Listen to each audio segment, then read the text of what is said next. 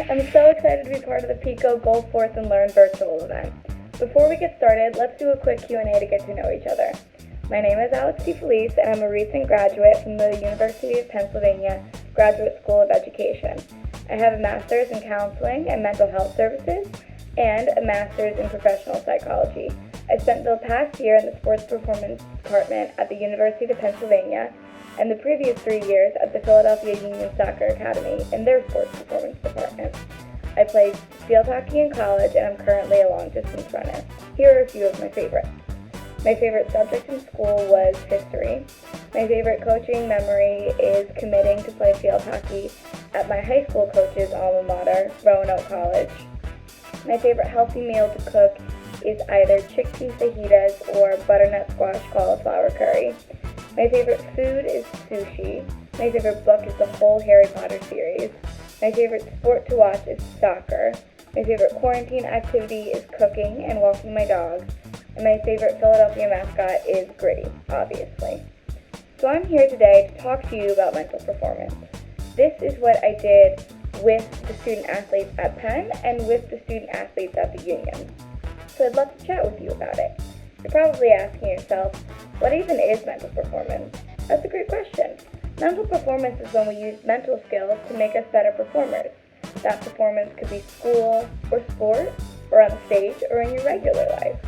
Now I know what you're thinking. Okay, I got it, but what are some mental skills I might use in mental performance? It's like you're reading my mind. Some mental performance skills are confidence, communication, managing emotions, focus, or being resilient, being able to bounce back. Let me ask you some questions. Have you ever felt really good about your performance and you played a great game? What's confidence? What about when you wanted the teammate to pass you a ball, so you spoke up and you called for it? Communication. Have you ever been distracted by your little brother playing on the sidelines during a game, but you had to focus on what you were doing? Focus. Have your team ever been losing a game and you had to try really hard to help them win the game? That's being resilient. See? Mental performance is all around you. So who uses mental performance? I bet you're wondering if any professional athletes use mental performance. Well, you're right, they do. So the Olympic athletes here in the United States have a whole team of people to help them with their mental performance anytime they need it. This summer, the United States women's national soccer team won the World Cup, and they had somebody to help them with their mental performance for that whole experience. You can imagine how hard it would have been for them. And then, just to name a few, Russell Wilson, Michael Jordan, Tom Brady, all use mental performance to help them in their games and in their sport. Do you want to give mental performance a try? Let's do a quick breathing technique. We're going to do what I like to call square breathing. The breathing techniques are really great to calm you down before you perform, when you're nervous during performance, when you need to focus during performance, or when you need to really calm down at any time. So like I said, we're doing square breathing. I'm going to do it once for you, and then I'll talk you through it, okay? So watch carefully.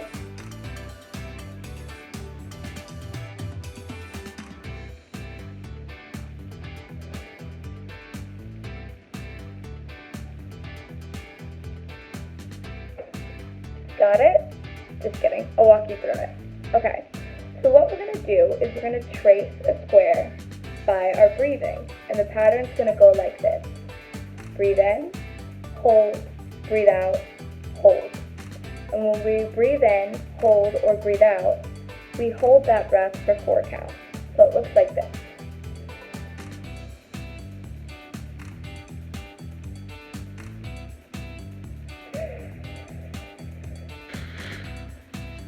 And as you're breathing in, holding, or breathing out, you imagine drawing the square. So each count helps you draw the square, like this. See? I just traced this side of the square. Now I'm going to walk you through it. Are you ready? First thing we're going to do is breathe in for 4 counts and trace the side of the square. So imagine that you're tracing it. Ready? Let's go. Now, what we're going to do is we're going to hold our breath for 4 counts and trace the top of our square. So you'll imagine yourself tracing it. Ready? Now, we're going to breathe out for 4 counts and trace this side of the square. Ready?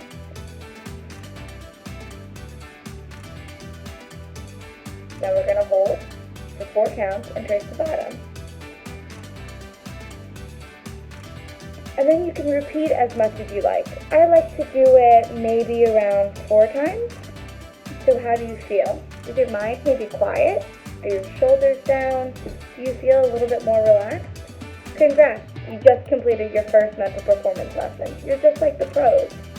You guys, I had such a great time talking with you, and that's it. Your first mental performance lesson.